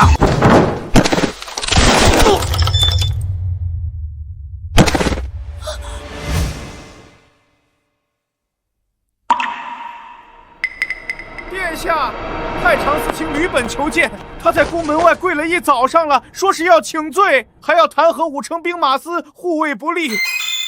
罪？他是来探听虚实的吧？宣他进来，只宣他一人。殿下，直接让咱砍了他不行吗？不用，那样太便宜他了。姑要让他自己把皮剥下来。他是来探听虚实的吧？宣他进来，只宣他一人。殿下，直接让咱砍了他不行吗？不用，那样太便宜他了。姑要让他自己把皮剥下来。殿下，老臣有罪呀！老臣没想到京郊竟然有山贼，是老臣没拦住殿下，老臣该死。别府大人，别哭了，雄鹰没死。没死？这是天佑大明，太好了！是啊，太好了。秦先生从雄鹰的手指里取出了一样东西，岳父大人见多识广，可认得此。这不就是一根绣花针吗？秦先生说了，这叫高碳钢，是中山炼钢的废料，全天下独一份。而那天去过宫山后院的，只有您的好女儿。殿下冤枉啊！这定是有人栽赃嫁祸。栽赃？吕氏的宫女已经招了。老臣之前就觉得他神色不对，没想到他竟然做出这种丧尽天良的事儿。殿下，这都是那个毒妇一人所为，老臣毫不知情，请殿下赐死那个毒妇，老臣绝无怨言。吕氏，你听到了吗？你爹说这是你一个人的主意。是你逼我动手的，连那些死尸都是你养的。婆子，你胡说什么？我有证据，这是他以前给我写的家书，上面全是教我怎么在东宫争宠，怎么给常氏下绊子的计谋，他才是主谋。来人！不用喊人了，吕本剥皮氏草，挂在城隍庙门口，吕氏赐死。吕家九族，男的充军，女的入教坊司。彪儿，这次做得好，仁慈留给百姓，屠刀看向这些猪狗不如的东西。吕家九族，男的充军，女的入教坊司。彪儿，这次做得好，仁慈留给百姓。屠刀看向这些猪狗不如的东西。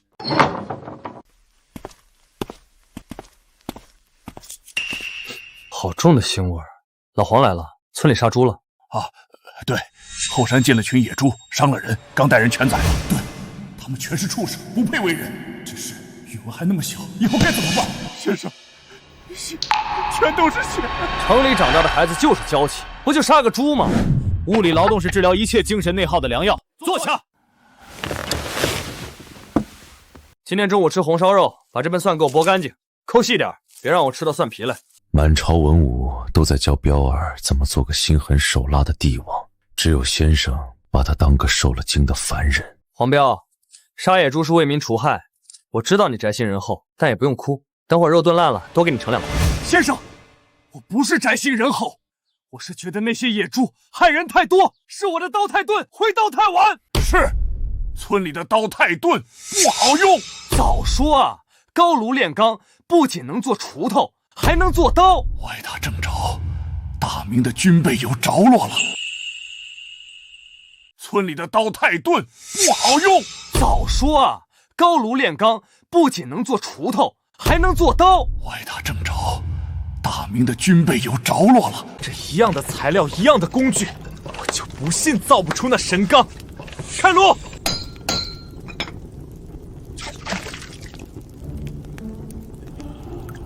怎么回事？连个刀片都造不好，要你们神机硬铁匠何用？四爷，冤枉啊！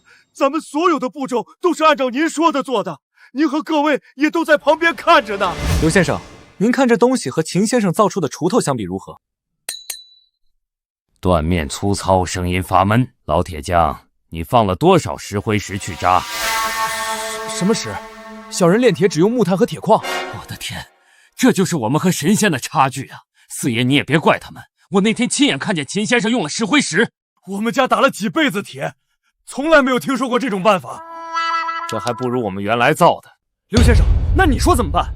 用不上这种好东西，咱心里痒痒。没办法，如果让秦先生知道咱们用他给的东西杀人，肯定会大发雷霆。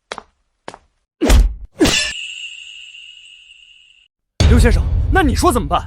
用不上这种好东西，咱心里痒痒。没办法，如果让秦先生知道咱们用他给的东西杀人，肯定会大发雷霆。这就是我们和神仙的差距。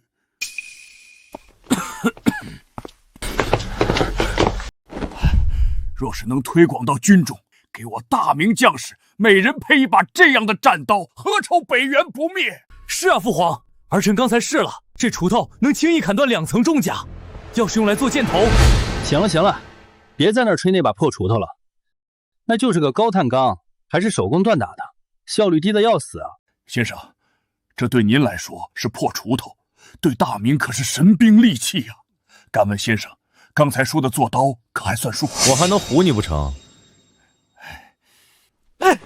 秦先生答应给我们做刀了，你们这太落后了，我得想办法弄个机床，那才能制造更精密的机器。老黄，我们也该干点正事了。我要在中山手搓工业革命。工业革命？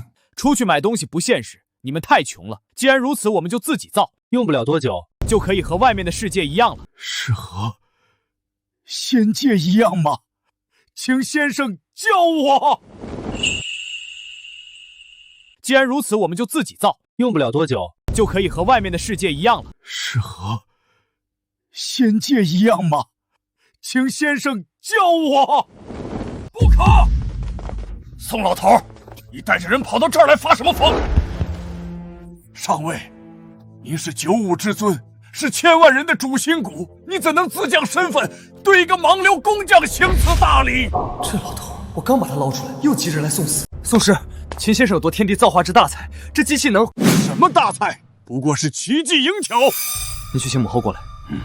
先生教唆皇家子弟不读圣贤之书，却日夜讨偶这些喷火冒烟的铁疙瘩。古人云：有鸡事者必有鸡心。长此以往，皇室人人逐利，寡廉鲜耻，这天下的根基就毁在你手里了。老黄给村里人灌什么迷魂汤？怎么成他一个皇家就能影响全天下了？老先生，你理解错了，这天下不是皇家的，村长也是人民群众选出来的，天下是人民的。是，让先生见笑了。什么？大逆不道，妖言惑国！老夫就算是死，也要让全天下人看清你。陛下定是有他的苦衷，这是在授意我跟妖道拼了。好啊，我来就是为了给大明尽忠。四爷，你放开我！我不能让这妖道毁了大明根基。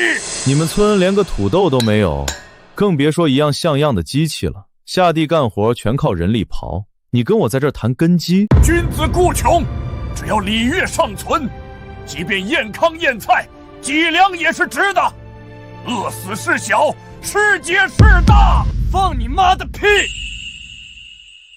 只要礼乐尚存，即便燕糠燕菜，脊梁也是直的。饿死事小，吃劫事大。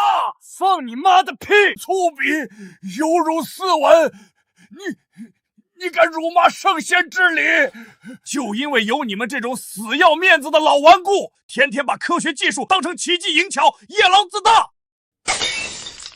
100多年前，洋人才有机会开着铁甲舰，用大炮硬生生轰开了咱们的国门，在咱们的土地上烧杀抢掠，逼着咱们签卖国条约，开启了华夏历史上的100年屈辱史。洋人开着铁甲轰开大明的国门，签卖国条约。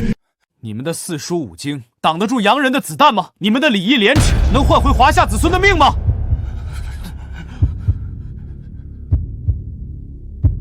这是什么时候的事情？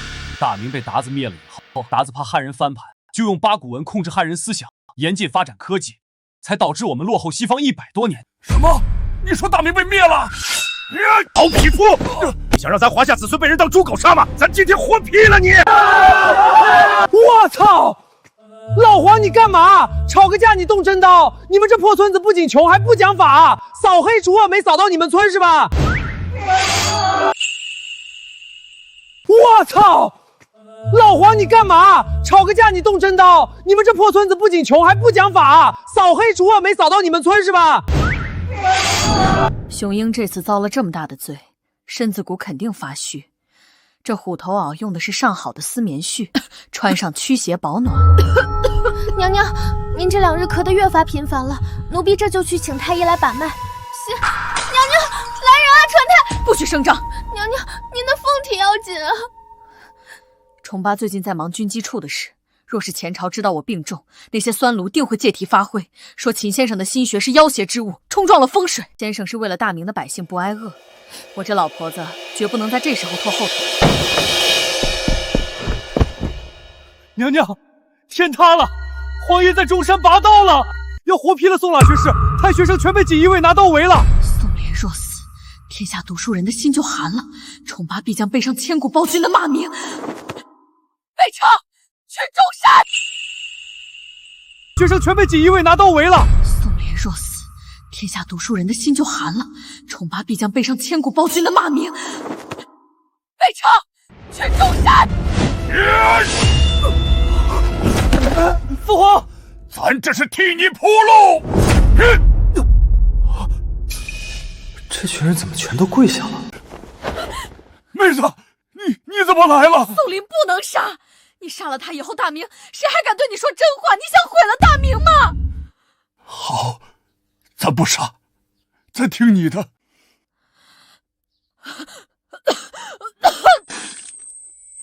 妹子，妹子，先生，秦先生，快帮咱看看！怎么了，老黄？这是你爱人，快抱进我屋里平躺。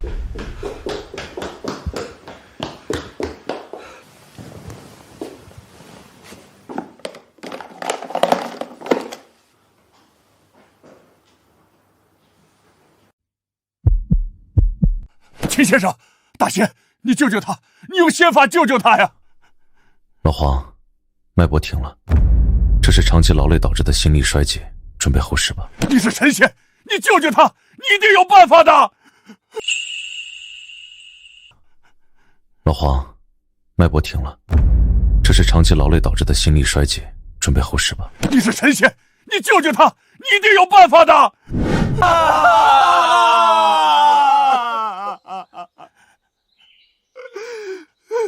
秦先生如果能救回国母，老臣愿以死谢罪。这哭声太惨了，还好系统给了现代化医疗工具，死马当活马医了。小何，拿来 AED 除颤仪和强心针。老黄，去把门关上，谁也不许进。小何，你给黄夫人打针。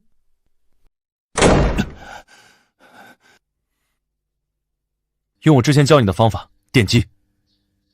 这次的法术比之前2次都高级，如果妹子能活过来，咱一定给秦先生修生祠。先生，这是何物？不要碰沙发，放电！九天神雷，秦先生在引九天神雷从阎王爷手里抢人。不够，再来，闪开！活了！妹子的手热了，活菩萨，先生是咱家生生世世的活菩萨。这是强心针带来的回光返照，我只能帮到这里了。活了，妹子的手热了，活菩萨，先生是咱家生生世世的活菩萨。这是强心针带来的回光返照，我只能帮到这里了。崇巴，我这是在哪儿？在秦先生这儿。妹子，你吓死咱了！你要是走了，咱一个人可怎么活呀？多大岁数了还哭？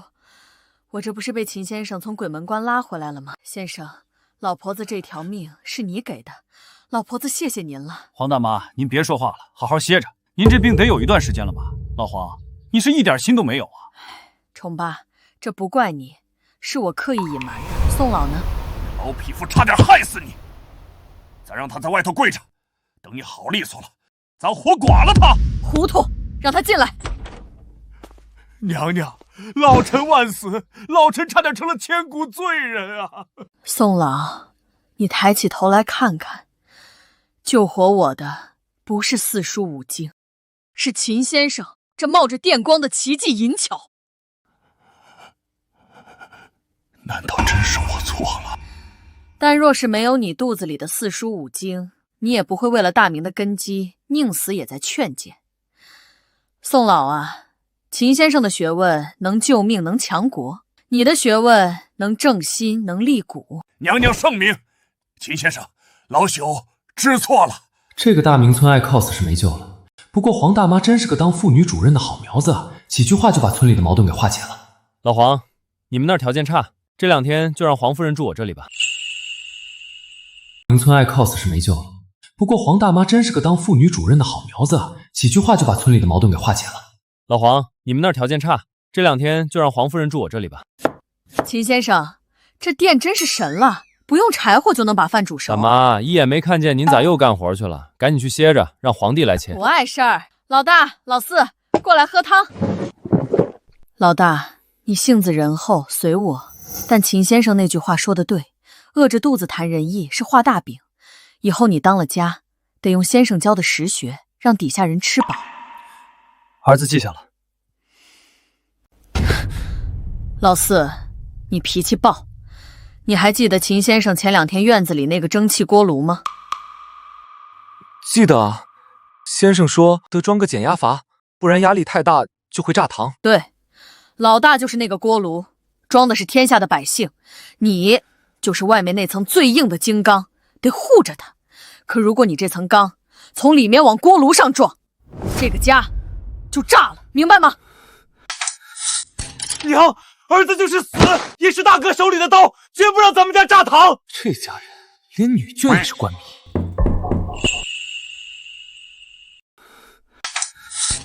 娘，儿子就是死也是大哥手里的刀，绝不让咱们家炸膛。这家人连女眷也是官迷。得，你们老两口亲近吧。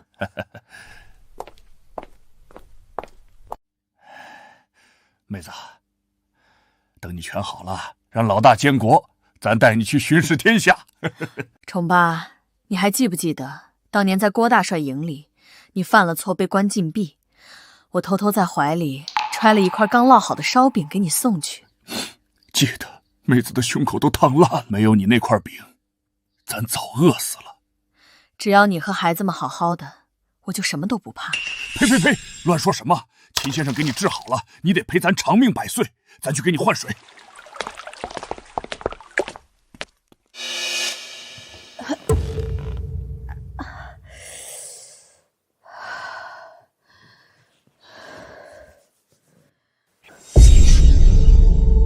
不好意思，我拿个东西。秦先生，我听小何说，这个叫小爱的法宝能把人的声音永远留下来。是，只要录下来，它能放一辈子。先生，崇八脾气不好，若有一天我不在了，能拴住他这头老虎的绳子就断了。先生，能不能帮我录一段话，留在这个盒子里？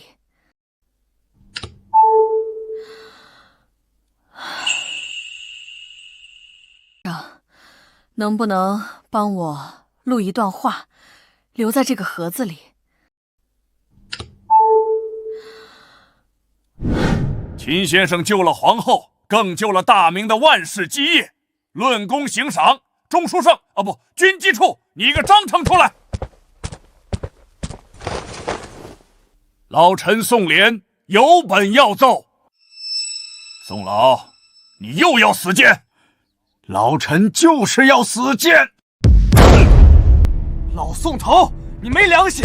父皇对你再三忍让，却换来你蹬鼻子上脸。老臣要死谏为秦先生请功。臣已联络江南、山东等地士绅大儒，共筹集白银20万两，准备在西湖畔孔庙旁为秦先生修筑生祠，塑纯金法身。老臣还要奏请陛下尊秦先生为圣师，将其格物之学编入太学，与四书五经并列，传至后世。父皇，儿臣附议。父皇，神机营的工匠照着先生的图纸，已经打出了第一批金刚刀管。不出3年，儿臣定要用这钢铁洪流，把北元的王朝碾成齑粉。好一个圣师，好一个钢铁洪流！传旨。准奏！再从咱的内岗中再拨100万两白银，用于修建秦先生的生祠。吾皇万岁，大明万年，秦先生千秋。准奏！再从咱的内岗中再拨100万两白银，用于修建秦先生的生祠。吾皇万岁，大明万年，秦先生千秋。娘娘，这毒天能把人烤化了，您的身子还虚着，咱们回去吧。这是秦先生带来的神仙土豆第1茬收成，我不亲眼看看，心里不踏实。夫人，土豆丰收了，可是县里的豪绅老爷说我们没交人头税，要借机强收我们的地呀。这摊丁入亩的好政策，到咱们这儿行不通啊！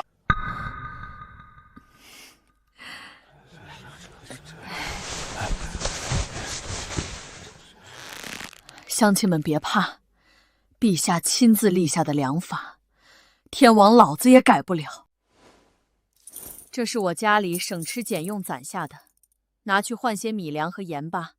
谁要是敢强征你们的救命田，让他亲自到中山找大明村的村长。您真是活菩萨！你们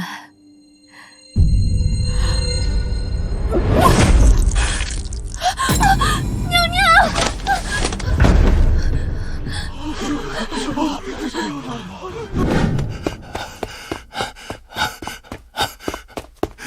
妹子，你别睡，你睁眼看看咱这就带你去找秦先生。王爷，龙撵在后面，您当心龙体。滚开！来不及了，谁敢挡咱的道，死！王爷，龙撵在后面，您当心龙体。滚开！来不及了，谁敢挡咱的道，死！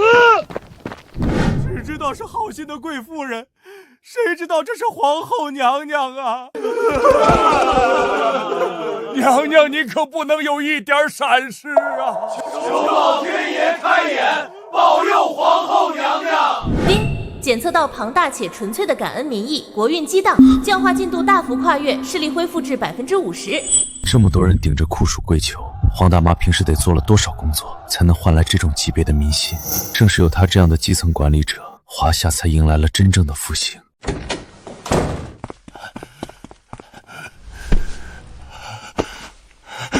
先生，请您务必要……老黄，你起开！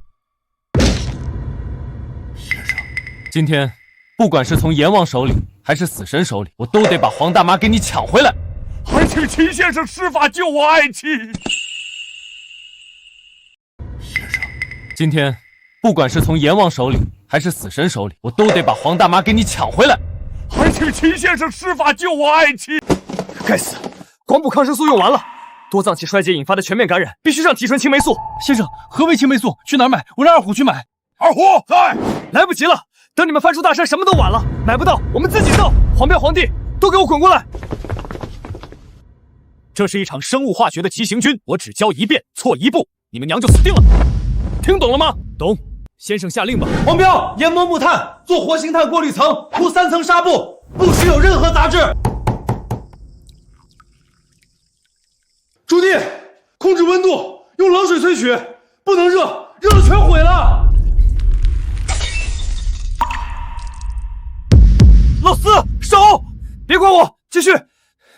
先生，下一步怎么做？最后一步提纯，快，再快点，老天爷，给点时间。先生，下一步怎么做？最后一步停纯，快，再快点，老天爷，给点时间。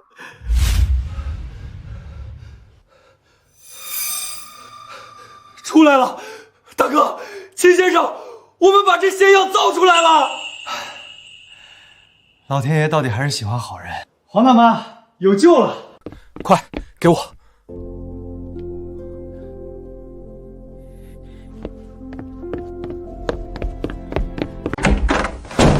爹娘，药配好了，娘有救。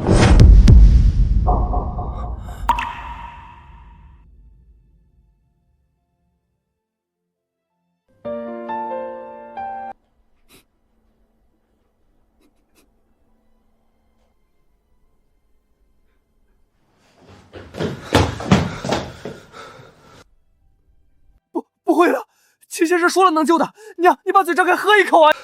出来了。大哥，秦先生，我们把这仙药造出来了。老天爷到底还是喜欢好人。你给我住嘴！回宫！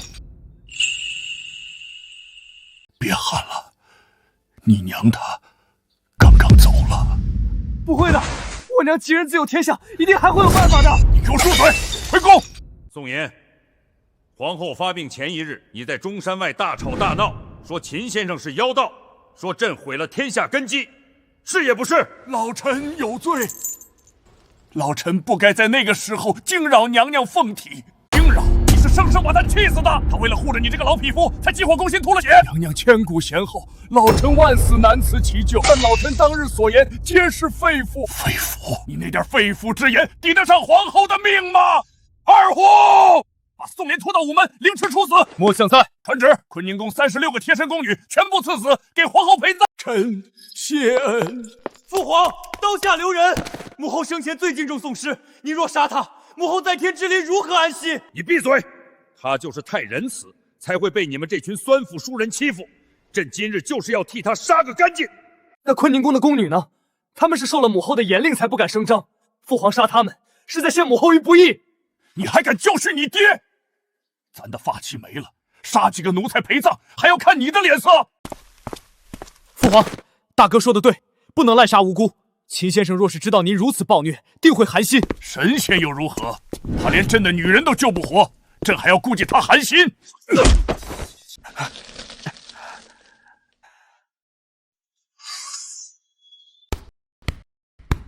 你们两个以为朕真的不敢杀你们？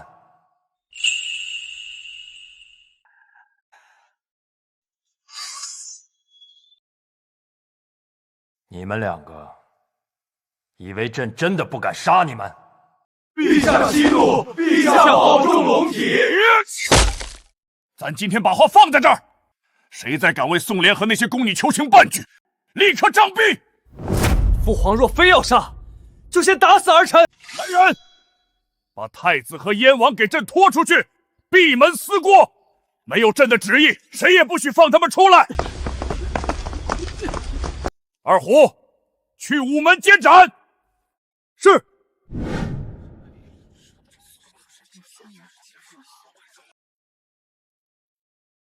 行刑。娘娘，老臣对不起你啊！刀下留人！殿下，退下！父皇，您今日就算是乱箭把儿臣射死，也得听完母后这句话。小爱同学，播放留言。丑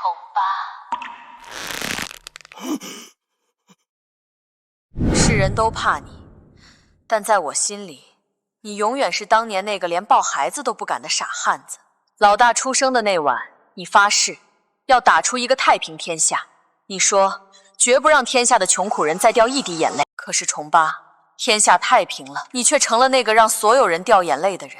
我走了，没人能拽得住你了。把刀放下，给后代积点德，给百姓留条活路。好好听秦先生的话，做个好皇帝。把刀放下，给后代积点德，给百姓留条活路。好好听秦先生的话，做个好皇帝。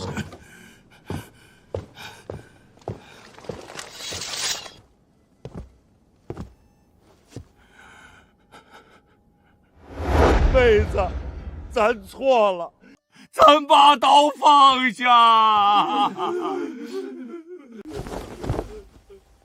二虎，传旨，特赦宋濂，特赦所有宫女，今日起大赦天下。父皇圣明，谢皇上，谢皇上。丁，检测到宿主，帮助国运稳固，教化完民任务100%圆满完成。是时候离开了。先生，你背着包干什么？我支教期满了，该走了。走？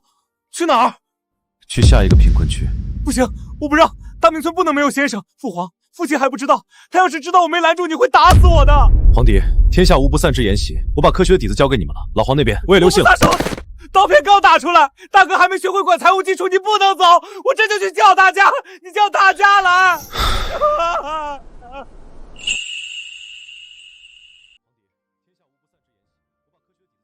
老黄那边我也留信了。撒手！刀片刚打出来，大哥还没学会管财务基础，你不能走，我这就去叫大家，你叫大家来。我也很舍不得你们，可是外面还有很多人等着帮助。秦先生，你去哪儿？老黄，松手，我教化任务完成了。先生，摊丁入亩刚推下去，您走了豪神反扑怎么办？丁，视力恢复至60%。黄绸缎。老黄，你一个村干部，贪污了不少扶贫款吧？皇爷、四爷，后院那个铁锅炉炸了！我照着图纸拼好的，煤也加满了。酱油鸭呢？那个配件打不出来，漏气，我让人焊死了。焊死了？你把满载燃烧的锅炉焊死了？看来大明村没我还是不行啊！虎将，二虎，带先生快跑！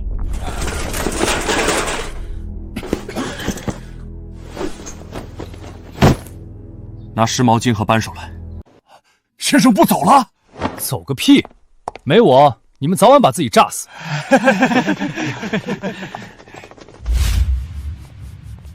先生，咱们大明村没你不行啊！